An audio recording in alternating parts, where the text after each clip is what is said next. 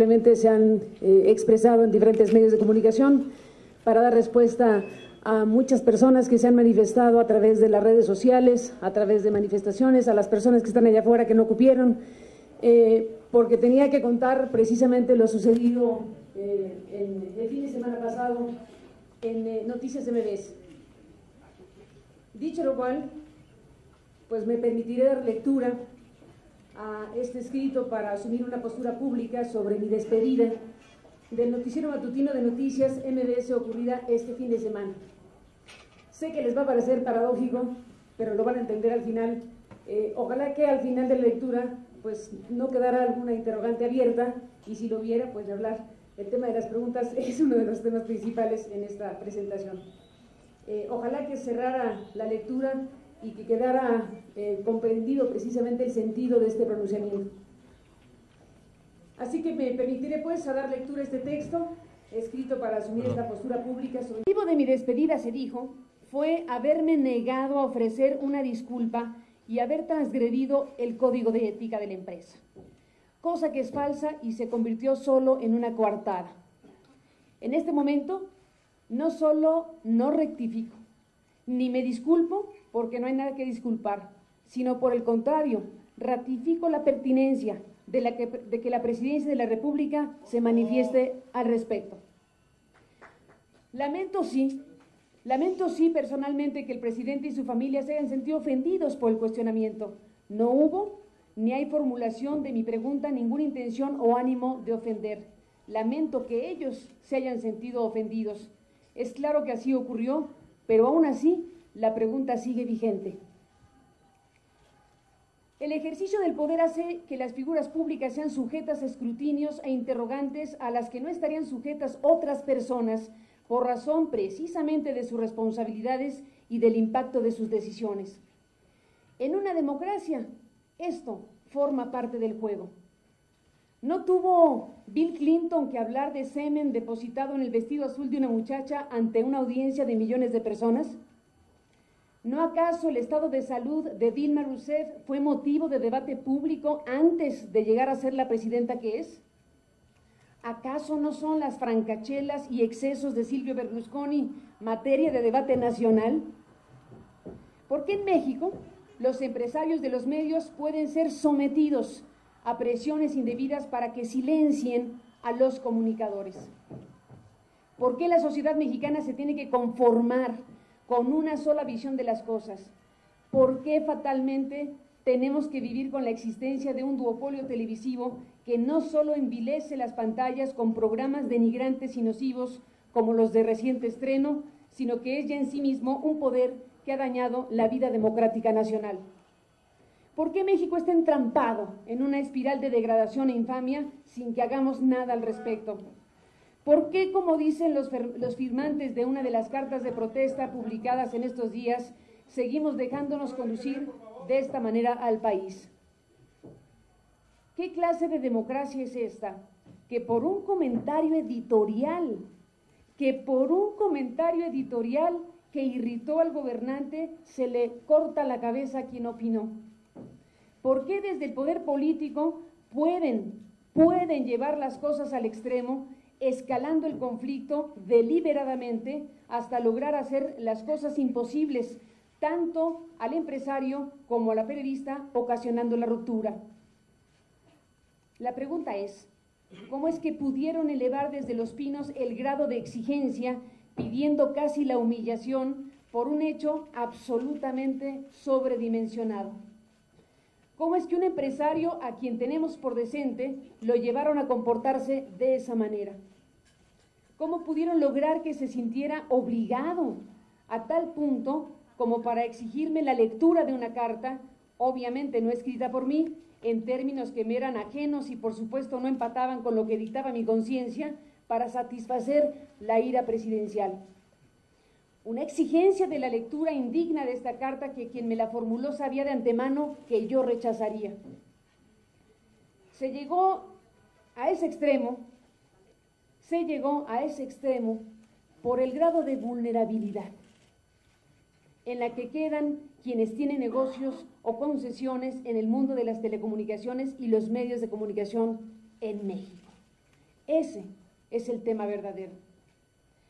En este caso hay un conjunto de concesiones en juego y la resolución final sobre lo que pase con ellas se encuentra en el cajón del presidente. Lo que debería ser técnico, jurídico y legal, en la realidad es un asunto político y discrecional. La aprobación que ha pasado ya por todos los filtros legales y técnicos para tomarse está sujeta a la venia final del presidente, y ni siquiera a la venia final del presidente, sino a la venia final de quien a su vez presiona al presidente. Es decir, a los poderes dominantes con las telecomunicaciones cuyo poder desmedido impide la entrada de nuevos competidores y a los que existen les hace la vida verdaderamente imposible. Persiste a nuestros días un elemento que condiciona y distorsiona la relación de los medios con el gobierno, que es esta discrecionalidad política en la toma de decisiones en materia de refrendo y otorgamiento de concesiones en el ámbito de las telecomunicaciones. Es esta una de las razones fundamentales por las cuales en México no se despliega a plenitud un derecho fundamental como el de la libertad de expresión.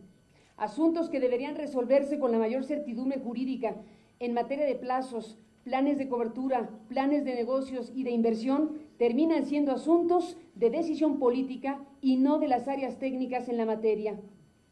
Es el caso de las concesiones que en la banda del 2.5 GHz tienen varios operadores en el país, del que MBS Comunicaciones posee la mayoría de ellas. No obstante haber ya desahogado todos los requerimientos técnicos en materia de competencia y de la opinión favorable de algunos comisionados de la COFETEL y de la opinión favorable de la COFECO y de tener a la espera con riesgo de perderlas cantidades millonarias de inversionistas nacionales y extranjeros, a pesar de tener todo en regla y un mercado demandante, indebidamente, inexplicablemente, la decisión se ha retrasado por 5 años. Teniendo todo en regla, no hay razón técnica, tecnológica, jurídica ni económica que hoy no esté suficientemente satisfecha.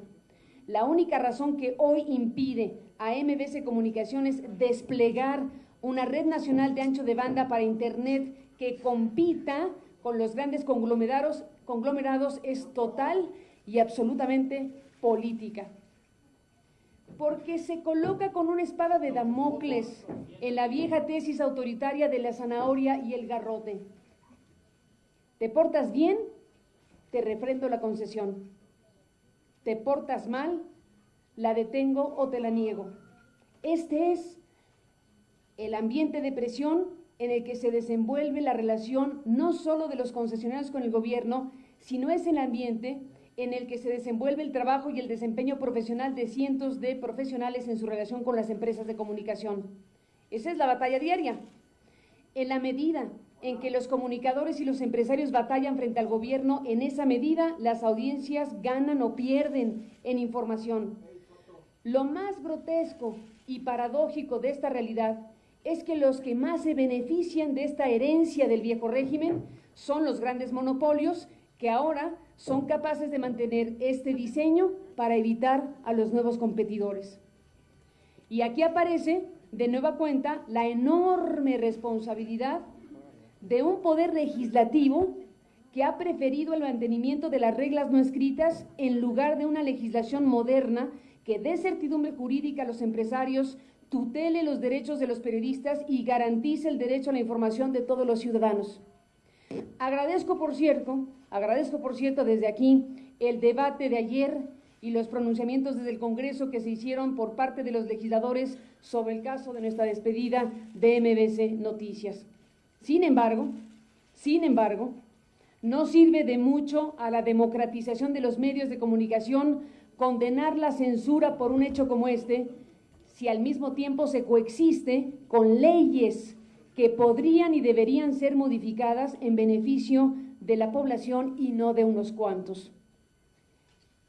Sobre este ambiente de presión del gobierno hacia algunas empresas de comunicación actúa un fenómeno aún más grave que el antiguo control estatal sobre los medios.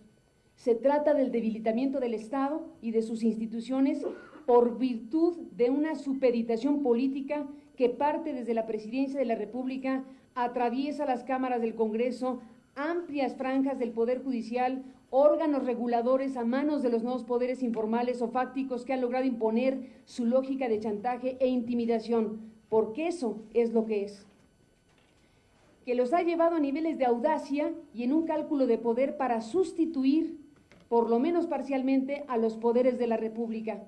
Ahí está, por ejemplo, una telebancada. Ahí está, por ejemplo, los sujetos reguladores capturados por sus regulados. Como nunca en la historia del Estado mexicano se ha dejado crecer a estos poderes en México, que han llegado a tal punto, a la osadía, diría yo, de querer también apropiarse de la propia Presidencia de la República. De otra manera, no se explicaría la multimillonaria inversión que han hecho de construirle una candidatura presidencial al gobernador mexiquense.